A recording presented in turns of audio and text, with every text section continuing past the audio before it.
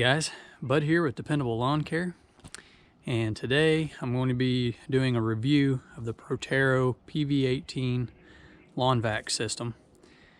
I'm doing a review now because I've used this unit for 2 seasons. We just finished up our second leaf season with it. I need to go back and do a count, and I'll add that to the video of how many properties we actually have cleaned up so far using this unit. But it's a lot, guys. I've had 2 pages worth of customers on top of my regular customers, and so there's quite a few, and I'll plug that number in to the video.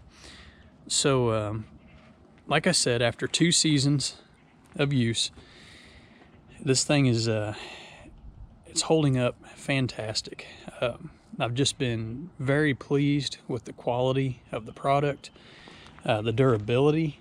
And guys, I'm hard on stuff. I mean, just being honest. I don't necessarily mean to be hard on stuff, but I would rather be hard on my equipment than hard on my body. And so, you know, a lot of times my equipment gets abused to save my body some pain and some aches at the end of the day. So I'm pretty hard on stuff, and this system is just user friendly. For one, you know, the dump from seat, which I really like. This whole dump from seat system, it's just easy to use. I mean, plain and simple. There's moving parts involved, yes, but again, after 2 seasons of use, none of those moving parts have wore out, failed. The whole system is easy to put together. The whole system is easy to put on your machine. You know, like I said, taking it on, putting it off, that's all really easy. And I've kind of made some modifications to simplify that. But even if I hadn't, it's a very easy system to use. So the components are, of course, the blower system. Well, that's not a blower, it's an impeller. Okay, that attaches to the deck.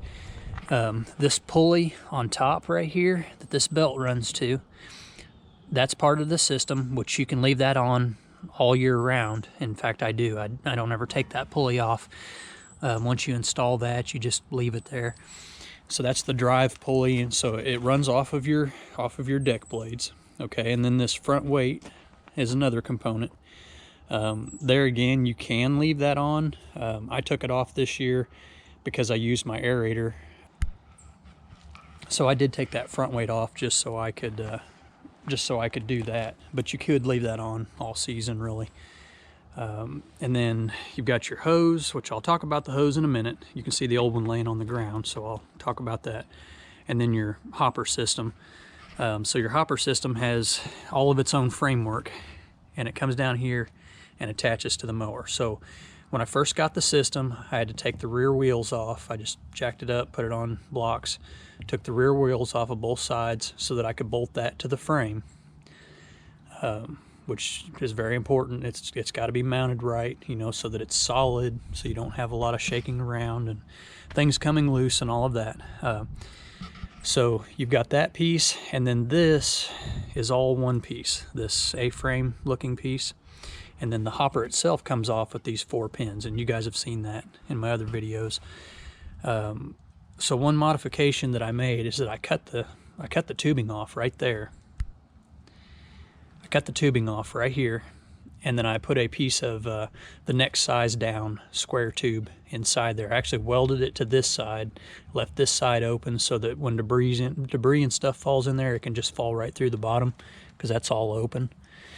But anyways, what that allows me to do is in the off season, when I'm not using this and I'm not using my sprayer or something attached to that bracket, I can just take that whole unit off in one piece and set it out of the way.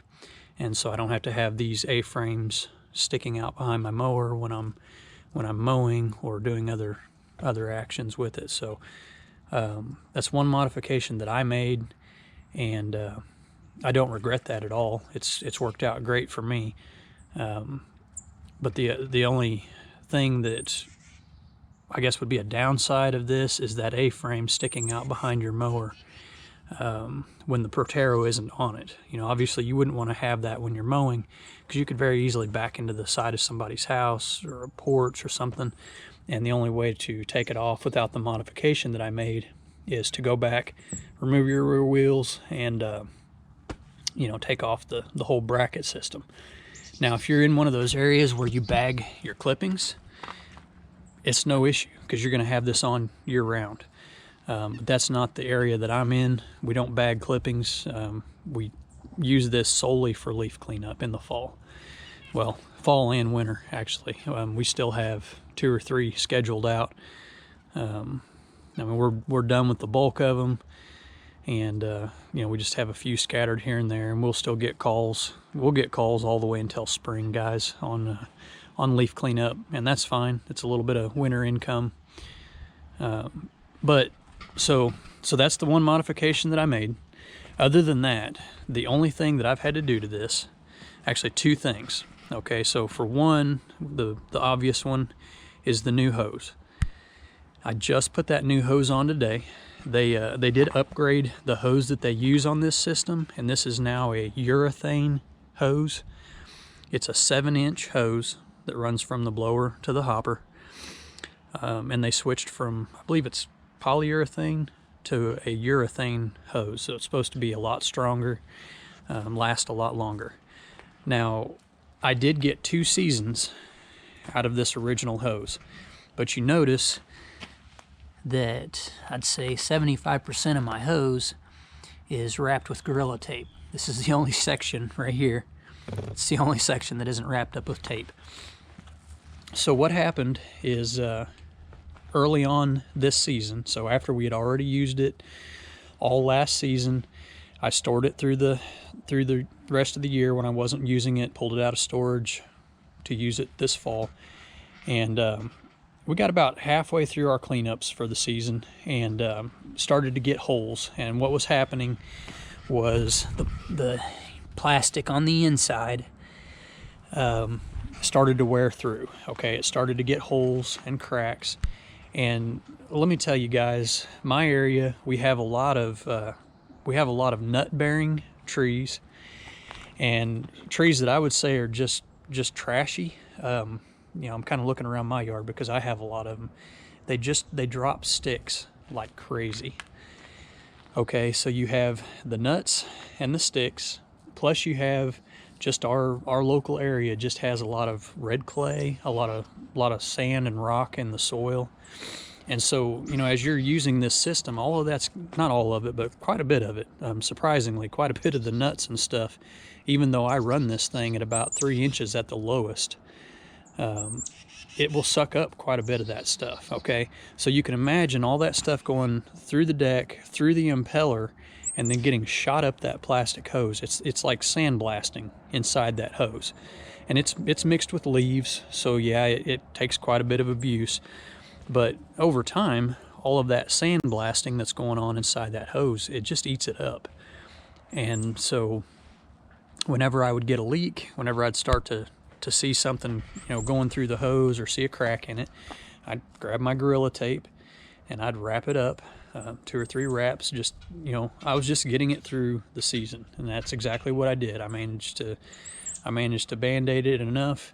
You know, a couple rolls of Gorilla Tape is a lot cheaper than replacing a hose, so it got me through the season, and I was able to finish up. And you know, now that we're just down to 2 or 3 little cleanups here and there, I decided to go ahead and put the new hose on.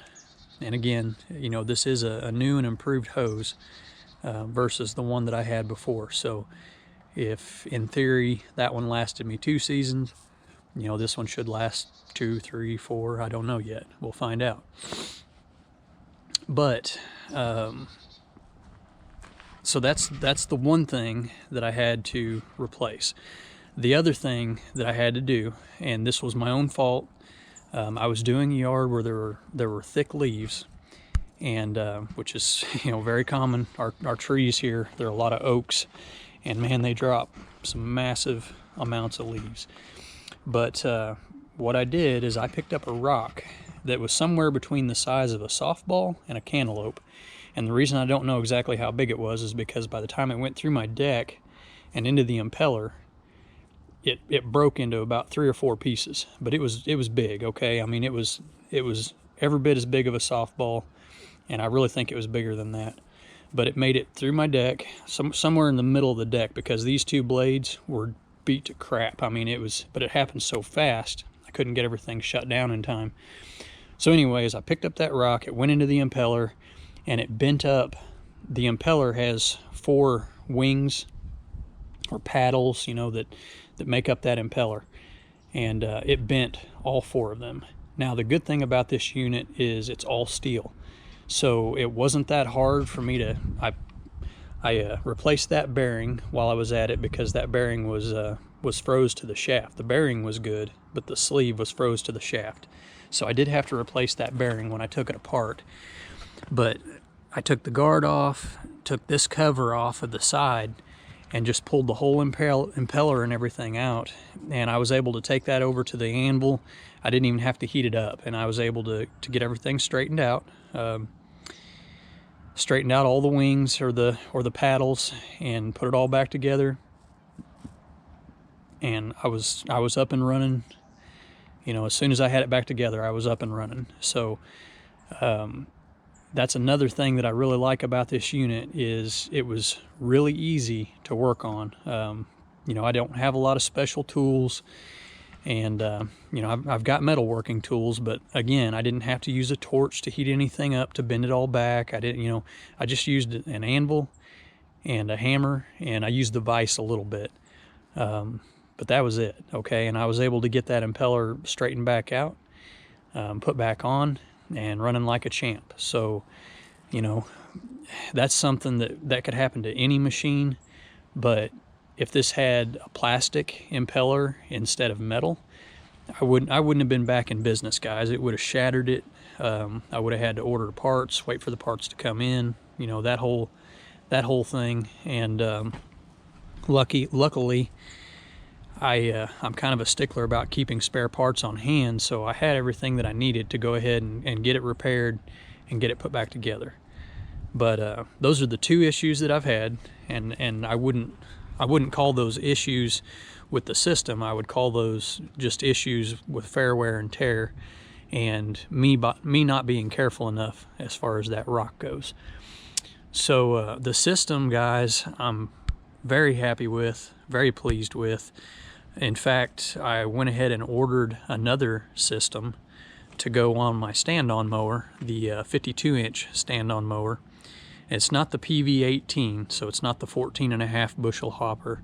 It's a 10 bushel hopper, I believe. It's a little bit narrower this way, and that's because, you know, the tail weight on a stand-on mower, so it had to be a little bit smaller for the weight to balance out right, even with the counterweight. But it does have the same size impeller and hose and all of that. It's just a smaller hopper. So I did go ahead and order another system that'll be here in the spring, and so I'll have it for next year, because my plan is I'm actually thinking about, I haven't decided for sure, but this John Deere it's up around 900 hours.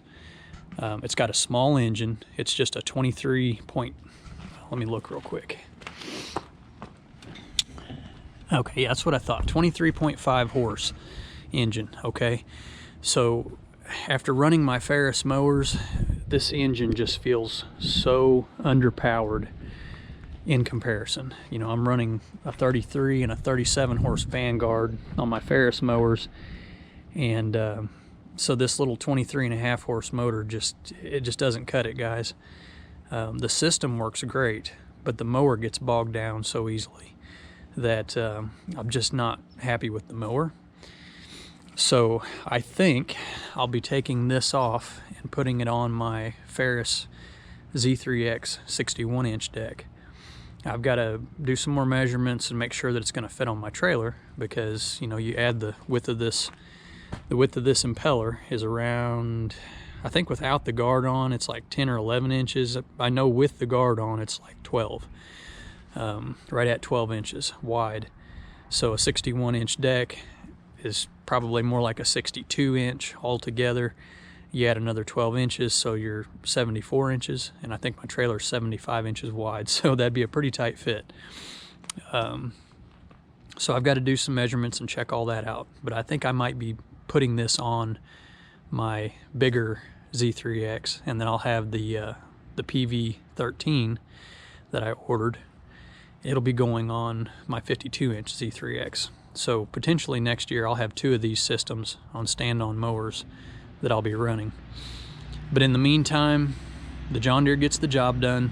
It's a little bit slower just because it does get bogged down easily, and I have to slow down and allow the leaves to process, which is kind of a bummer.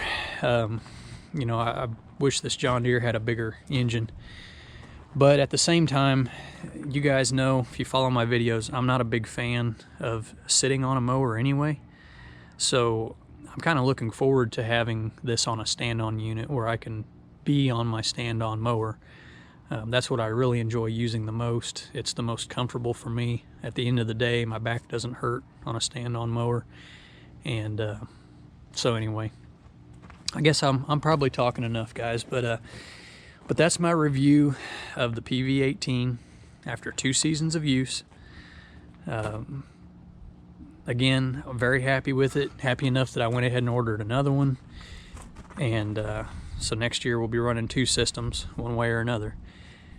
And if you guys are looking at getting a bagger system or a collection system, especially a dump from the seat type of collection system, I would highly recommend this one. I've had really good luck with it, and after 2 seasons of hard use, it's still holding up great.